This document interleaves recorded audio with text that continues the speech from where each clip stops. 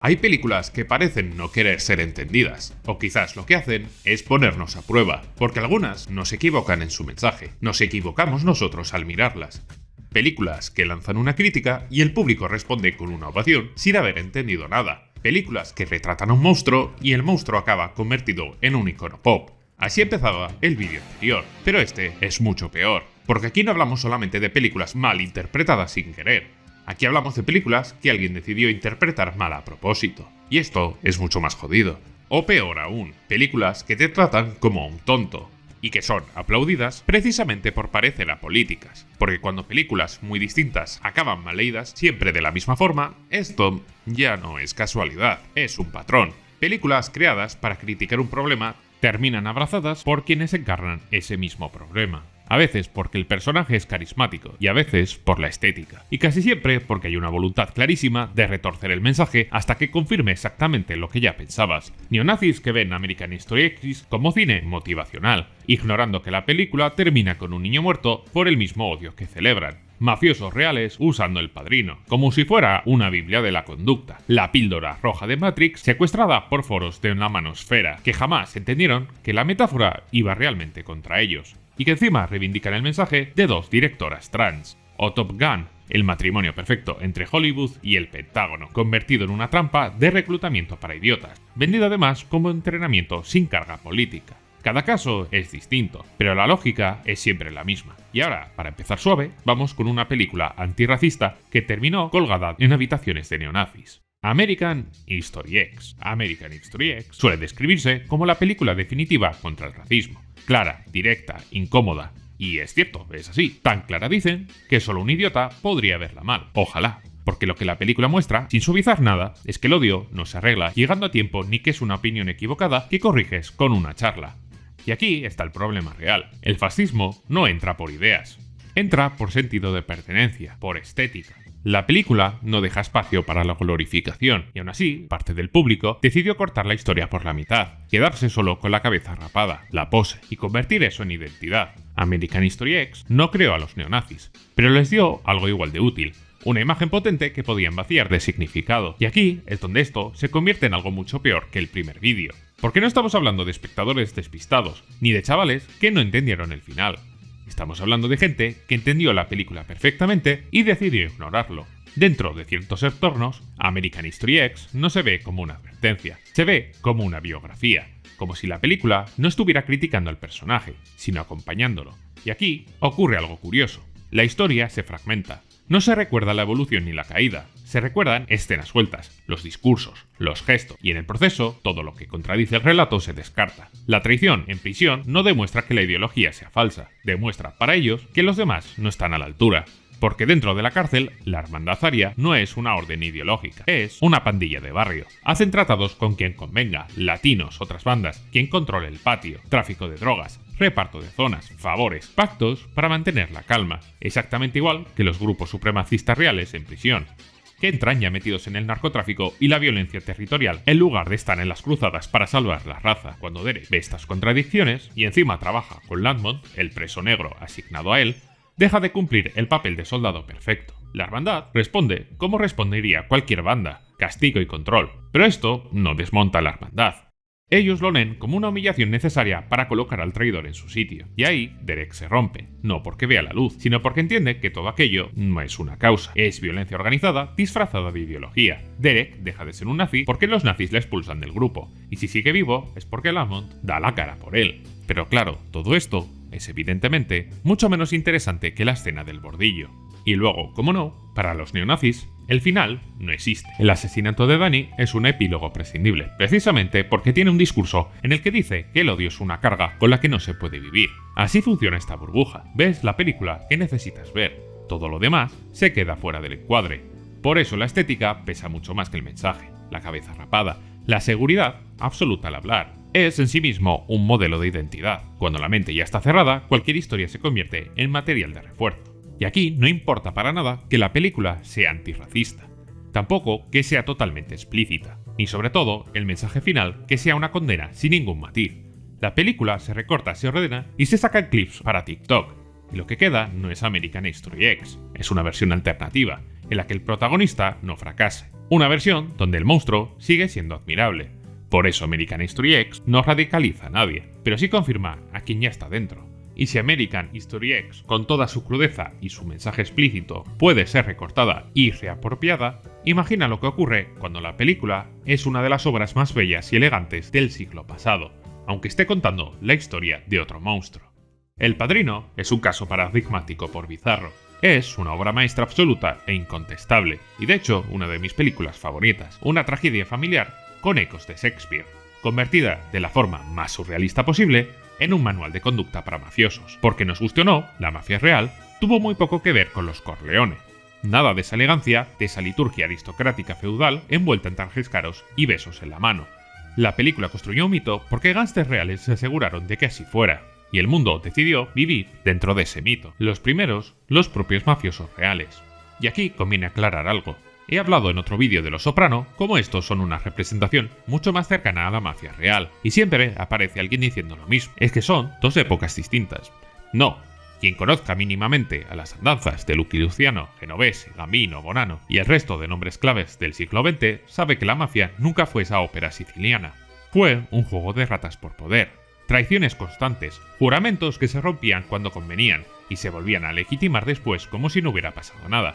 La mafia real funcionó y funciona como eso, un ecosistema de desconfianza permanente, donde se mata por la espalda, se sacrifican a los leales y el riesgo siempre se externaliza hacia la base de la pirámide. El Padrino hizo otra cosa, creó una mafia aristocrática, con un honor ritual, misticismo. Así que mientras que los mafiosos reales imitaban a Marlon Brandon, en la práctica se traicionaban y hacían los negocios más turbios posibles. Y aún así, o precisamente por eso, resulta grotesco ver cómo se ha tratado a Michael Corleone como modelo, como padre de familia, empresario ejemplar o referente de liderazgo. Sí, esto no es coña. Ojalá no tener que estar comentando esta película, porque El Padrino no va de eso. Es literalmente una tragedia clásica pura y dura, y ya está, deja de contar. Si le quitas la mafia y pones señores feudales, la historia funciona exactamente igual. Michael es el hombre que rechaza el legado de su padre porque no quiere ser un criminal, pero que lo acepta por amor y lo acepta para protegerlo. Y en ese gesto empieza su ruina. No hay una excusa externa, no hay ningún destino trágico impuesto. Michael se destruye solo, autoengañándose, convenciéndose de que lo hace por la familia, mientras que la va desmantelando pieza a pieza. El Padrino 2 lo deja todavía más claro. Michael jura querer abandonar el crimen y legitimar el negocio, pero usa esa promesa como coartada para escalar aún más en el poder y terminar de destruir lo que dice proteger. La película contrapone deliberadamente dos motivaciones opuestas. Los flashbacks de Vito no están ahí por nostalgia, y están para mostrar otra lógica, la de sacar a su familia de la miseria, aun tomando decisiones muy cuestionables. Michael hace lo contrario, no salva a nadie, acumula poder y lo vacía todo, y todo está ahí, a la vista, desde el principio. La boda del Padrino 1 es una celebración sincera, el bautizo de Michael es un acto político. El final del Padrino 1 elimina a los enemigos externos, el final del Padrino 2 elimina a la propia familia. Herman Roth es de los 4 muertos del final de la segunda película el único enemigo real. Muere Frank Pentangeli, un hombre absolutamente leal usado como peón y luego obligado a desaparecer. Muere Rocco, sacrificado para matar a Roth solo para que Michael avance un paso más, y muere Fredo. Fredo no es un gran traidor, es un traidor involuntario, engañado, limitado y bastante tonto, que aún así ejecutado por puro rencor, el mismo hermano al que Vito le había pedido expresamente que cuidara, y el resultado final no es un rey, es una estatua, Michael solo, inmóvil, congelado en su propia culpa, recordando una cena de Navidad con la familia que él mismo ha destruido. Es, en términos cinematográficos, una jodida obra maestra, un peliculón, pero que eso sí, tiene al final una imagen que niega cualquier lectura heroica. Y aún así, ¿qué hizo la cultura pop? Pues lo de siempre, coger esa iconografía, convertir los gestos en un estilo. Y así, y ojalá fuera coña, los Corleones pasaron a ser referentes de empresa familiar, de modelos de liderazgo, lenguaje de oficina, memes de prestigio. Puede que El Padrino glorificase la mafia, pero lo hicieron literalmente con una pistola a la sien. Coppola, por lo menos, tiene excusa. Pero lo que se hizo con los símbolos de la película no lo hizo Francis. Y cuando esto ocurre, cuando un criminal con las manos llenas de sangre se convierte en un referente, el problema ya no es malentender una metáfora, es desear ser el monstruo. Y con esa lógica en la cabeza, era cuestión de tiempo que alguien tomara una película sobre escapar del sistema y la usara para construir otra jaula. Vamos a Matrix. Matrix es un caso distinto a American History X o El Padrino. Aquí no estamos ante una película malentendida. Todo el mundo entiende Matrix, todo el mundo entiende la pastilla roja y azul, y precisamente por eso el caso es más grave, porque Matrix no ha sido malinterpretada, ha sido apropiada. La iconografía está clara, el mensaje es comprensible incluso para quien no ha leído filosofía en su vida. Y es que lo que se hizo después fue una operación consciente de vaciado, coger los símbolos, quitar el mensaje original y rellenarlos con otro discurso contradictorio. Por eso hoy mucha gente habla de tomar la píldora roja como si fuera un rito de iluminación, un despertar frente al feminismo, frente al sistema, frente a esa cosa difusa que llaman dictadura woke, que ni siquiera ellos saben explicar del todo. Una especie de examen que solo los hombres despiertos aprueban, mientras el resto, según ellos, duerme. Así Matrix pasa a verse como una guía para rebeldes de foro, convencidos de haber descifrado un código secreto que nadie más ve, y que curiosamente los lleva a comprar libros y cursos de un modelo de negocio a su costa que todos ven menos ellos. Pero Matrix no iba de nada de esto. Matrix hablaba de cuestionar la estructura que te explota, de romper el marco mental que te han vendido como natural, de transformación. Y aquí está la ironía más curiosa de esa farsa. Quienes dicen tomar la píldora roja hacen exactamente lo contrario de lo que propone la película. No salen del sistema, se meten en uno, concretamente en la paja mental que ellos mismos han creado. Una Matrix más pequeña, fabricada por gurús arrestados en Rumanía, que hace negocio directo con su resentimiento. Si lo piensas bien, el propio lenguaje de Matrix juega contra ellos, porque de facto están escogiendo la pastilla azul. Y la ironía es mucho mayor si recuerdas quién creó esas películas. Los entonces hermanos Wachowski. Hoy las hermanas Wachowski. Dos directoras trans que transicionaron. La película que algunos usan como bandera contra la agenda woke globalista nace precisamente de elecciones opuestas. Matrix fue reprogramada por gente que se cree Neo cuando en realidad actúa como el agente Smith, copias en serie con opiniones sincronizadas. Y si una película sobre liberación, identidad y ruptura puede ser usada para el mensaje opuesto, imagina lo que ocurre cuando el cine ya no habla de escapar, sino de obedecer. Porque Kubrick rodó un infierno, como un sistema que te vacía por dentro. Vamos a Full Metal Jacket. La chaqueta metálica es conocida por los memes, por el Warface, por el aquí mi fusil, aquí mi pistola. Y sí, son graciosos. A mí también me hacen mucha gracia. El problema es el de siempre. Gente que no pilla la ironía fina. Y cree que está viendo la fábrica de hombres de verdad. Cuando la película te está diciendo a gritos, en dos actos distintos, exactamente lo mismo. La guerra es un proceso de deshumanización. Primero te vacían y luego usan lo que queda. El entrenamiento no forma soldados, los rompe. Rapados, motes, humillaciones, violencia física, todo tiene un propósito. Borrar la identidad hasta que solo quede obedecer. Y el indicador de que ese sistema funciona no es el instructor gritando, es el pelotón castigando a Patoso por su cuenta. La señal del éxito del entrenamiento, porque la víctima ya no necesita verdugo. La propia víctima reproduce la lógica del abuso. Patoso no es un fracaso del entrenamiento, es precisamente su producto perfecto. Empieza torpe y termina siendo el que mejor dispara, el que más obedece, el que ya no distingue entre su mente y la voz del sistema. Se quiebra, sí, pero se quiebra exactamente en la forma esperada por el diseño. Por eso la escena del baño no es ningún giro de guión, es el momento en el que el experimento completa el ciclo. Patoso hace lo único que su nuevo yo es capaz de hacer, y luego se apaga porque ya no queda nadie dentro. Y luego Vietnam no es otra película, es la versión 2.0 del mismo proceso. Soldados funcionales sin identidad y sin preguntas, y los ves en detalles muy concretos. En mitad del combate, cuando deberían estar asustados, se ponen a contar chistes a los reporteros de guerra que les están grabando. Muere un compañero y la reacción es un comentario mecánico, casi cínico. Este se masturbaba muchas veces al día para poder sobrellevarlo. Ni duelo ni culpa, ni nada. Y es ahí, y solo ahí, donde entiendes el propósito del entrenamiento. Todo tenía un objetivo, que llegado el fuego real, nada dentro de ellos, reaccione como un ser humano. Y justo cuando piensas que nada puede romper esa apatía, aparece la francotiradora. Al principio encaja con la lógica de combate, un enemigo preciso, implacable, que hiere sin matar para obligar a los demás a exponerse. Ves caer a los marines uno a uno, y desde su perspectiva, claro que quieres que caiga ella, pero cuando llegan hasta ella, todo se desploma. No es un monstruo, ni un genio militar, es un adolescente, la única persona de toda la película que sabe exactamente por qué dispara, defender su casa de un invasor que no tiene nada que hacer ahí. Y ni así el pelotón reacciona, y eso demuestra que el entrenamiento ha funcionado al 100%. Y luego entonces llega la escena final, cuando avanzan entre ruinas cantando Mickey Mouse. Infantilización total, deshumanización completa, dos caras de la misma moneda. Adultos armados con la mente de un niño. Kubrick no muestra monstruos, muestra máquinas vaciadas por dentro. Y aún así, lo que sobrevivió en la cultura popular fue el instructor convertido en un meme. Y ahora que hemos visto cómo se fabrica un soldado perfecto, ahora veremos cómo se fabrica el deseo de serlo. Top Gun. Top Gun no fue malentendida, no fue secuestrada por ningún grupo, no es un caso de lectura torcida como las películas anteriores. Aquí no hubo confusión, la película hizo exactamente lo que tenía que hacer, y el público respondió exactamente como el Pentágono esperaba, y ese es el verdadero problema. Porque Top Gun no es sutil, no es para nada críptica, y ni mucho menos oculta el mensaje.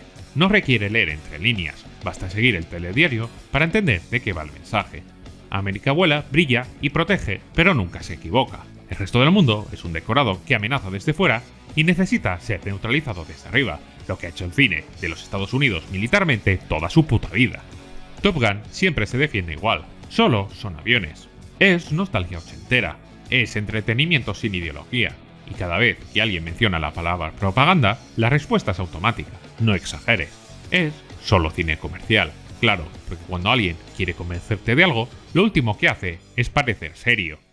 El truco es justo este, que no pienses, que disfrutes y que sin darte cuenta, compres la idea entera. Top Gun no dice alístate, hace algo mucho más eficaz. Te vende un trabajo mortal, como si fuera un deporte de élite. El combate convertido en un videojuego aéreo, sin cadáveres, sin consecuencias, sin política en teoría explícita, solo elegidos tocando el cielo mientras que suena una buena música. Y esto no es conspiranoia, es que estamos hablando literalmente. El Pentágono abrió portaaviones, prestó cazas de billones, puso asesores en cada plano y sobre todo se reservó derecho a vetar escenas y reescribir partes de guión. Y claro, evidentemente aquí no hay política. Décadas después llega Maverick y lejos de corregir nada, lo perfecciona. Es de hecho una buena película, que no le quita para nada que sea propaganda. La misión no tiene país, el enemigo no tiene un rostro, pero política tiene mucha. Además, cada película es propaganda adaptada a su época. La primera mezcla testosterona, romance barato y un subtexto homoerótico tan obvio que hoy parece un sketch involuntario.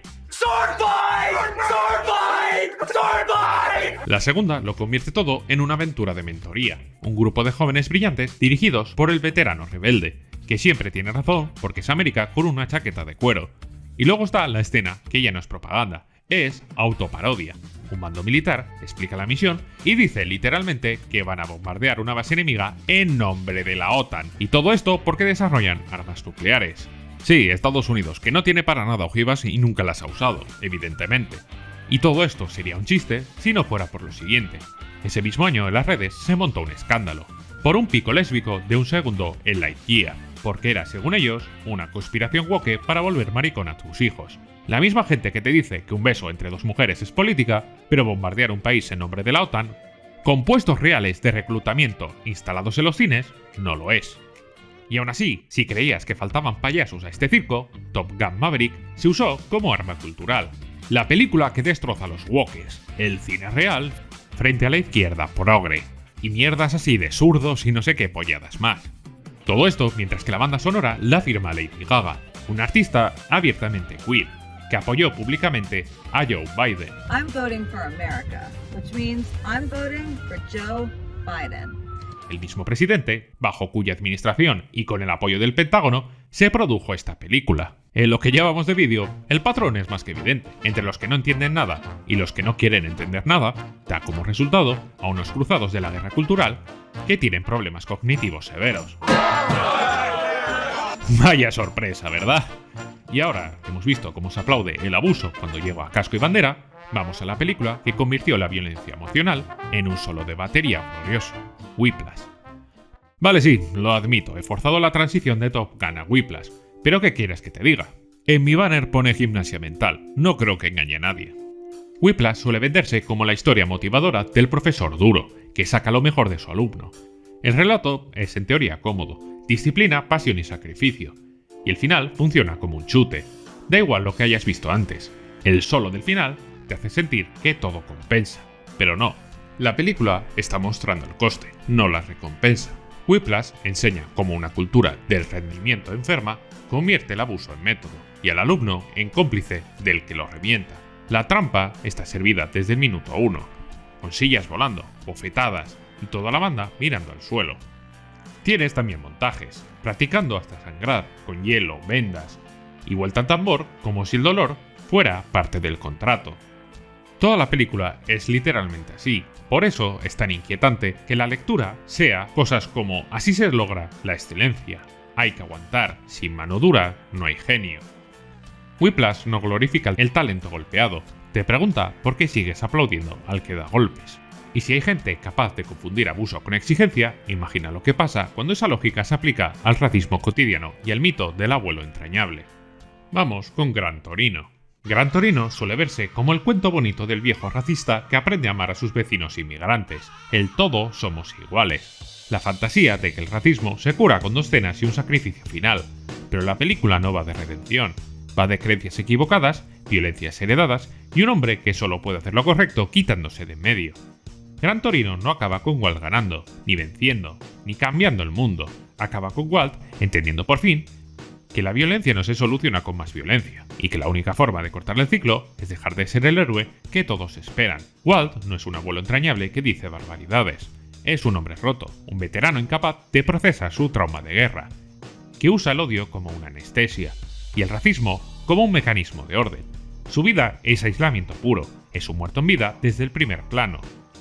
La ironía es que Walt no cambia por iluminación, cambia porque entiende tarde que está hecho del mismo material que la violencia que destruye su barrio. La película además desmonta la mitología nacional desde dentro. Todos son inmigrantes, todos desprecian al otro. No existe el americano puro, solo capas de recién llegados creyéndose más dueños del barrio que los siguientes. El suburbio es el cadáver del sueño americano, casas vacías, generaciones rotas y banderas que cuelgan sin convicción, mientras que Walt reparte insultos con una naturalidad enorme. Gran Torino no celebra América, la desnuda. Y ni mucho menos blanquea a Walt. Su familia lo evita, sí, pero él se lo ha ganado a pulso. Años de rigidez, juicio y racismo han hecho cuenta de ello. No es la víctima de una familia desagradecida, es el constructor del muro que los ha separado. Con la familia Home encuentra algo distinto, ritual, cuidado, presencia. Tao no necesita una redención, necesita un adulto que no desaparezca. Igual por primera vez en años, tiene algo que ofrecer que no sea rabia. Pero ojo, no salva a Tao, le da la salida que él nunca tuvo, que es otra cosa. Mientras tanto, la violencia avanza como un círculo cerrado. La banda intimida, Walt responde, la banda escala, Walt escala más, y cuanto más justificada parece la violencia, más daño causa. La película lo deja claro, la violencia nunca resuelve nada, solo cambia de manos. Y siempre termina con alguien pagando el precio que otros no pagan. Y aún así, muchísima gente no vio la película real. No vieron que Gran Torino es el retrato de un hombre que se desmorona, uno en el que cada plano señala una estructura racial y económica podrida. No vieron que ese suburbio degradado no es un decorado, es la tumba de un país que se contó un cuento sobre sí mismo, un barrio donde el ascensor social está oxidado. Y aún así, hay algo más inquietante todavía, la cantidad de espectadores que miran a Walt y dicen, sí joder, ese soy yo, y no lo dicen por su sacrificio final, sino por lo otro, por los gruñidos, por los valores rígidos, el racismo disfrazado de sentido común. Lo tratan como un héroe tradicional cuando la película lo retrata como un hombre hundido, y admiran precisamente todo aquello que lo ha destrozado, mientras que él trata de abandonar esas ideas. Y si con una película tan literal y transparente aún hay gente que fabrica un héroe reaccionario donde solo hay un hombre roto, imagina lo que ocurre cuando dejamos la trama elegante y entramos en la comedia más sucia, directa e incómoda que ha tenido Hollywood. Vamos con Borat. Borat suele recordarse como el festival de chistes brutos, un tipo diciendo barbaridades porque sí, y mucha gente lo consume así, como un desfile de incómodos momentazos que supuestamente ridiculizan a un país inventado y a un reportero idiota. Pero la película está jugando a otra cosa. El truco de Borat es simple. Él hace el idiota para que los demás dejen de fingir y digan lo que piensan. Y entonces lo ves todo. El rodeo donde el público real aplaude discursos xenófobos sin despeinarse. Los desconocidos que corean canciones antisemitas sin saber que el personaje es una trampa. La facilidad con la que la cámara capta prejuicios que no necesitaban ningún empujón para salir.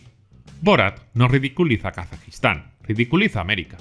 Y lo hace sin escribir una sola línea, solo los deja hablar.